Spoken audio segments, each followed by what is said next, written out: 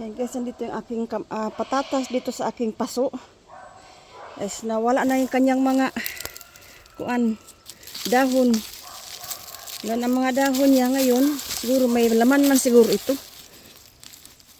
Ayun. Pero sana nakita. Ayan. Meron sila laman guys. Oh. Ayan, ang dami.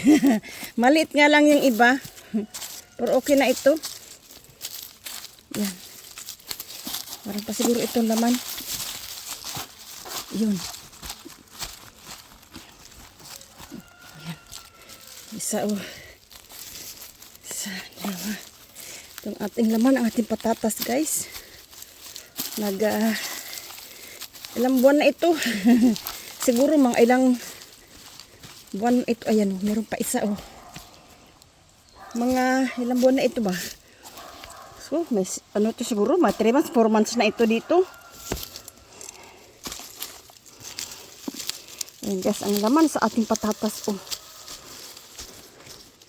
May inukukan na lang nga. Oh. Kasi talaga naman. Ayan. Isa. Pa isa. Oh. Ayan pa.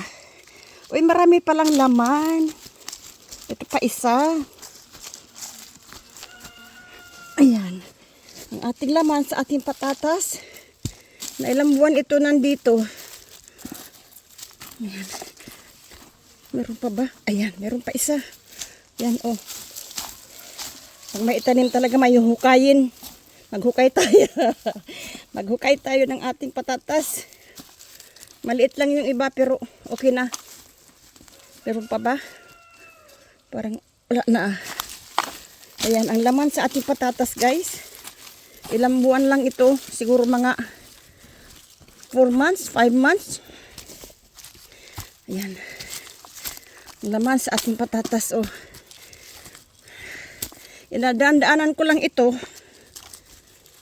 Kasi sabi ko, hindi ko pa man ito kailangan. Kaya lang, wala na yung dahon. Inuukan na nga lang ito, oh. Wala na yung dahon. Naano na yung dahon. Na-dry off na. Kaya hinukay ko na lang. Pag mayroon nga daw itanim, may huhukayin. Ayan, ang ating patatas. Sa ilang buwan na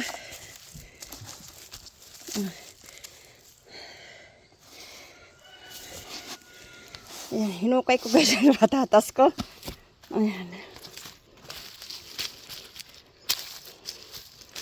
Okay na ito. Pang lagay sa kuan.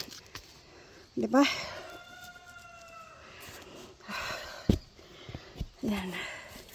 Pag may itanim, may huhukayin, may aanihin.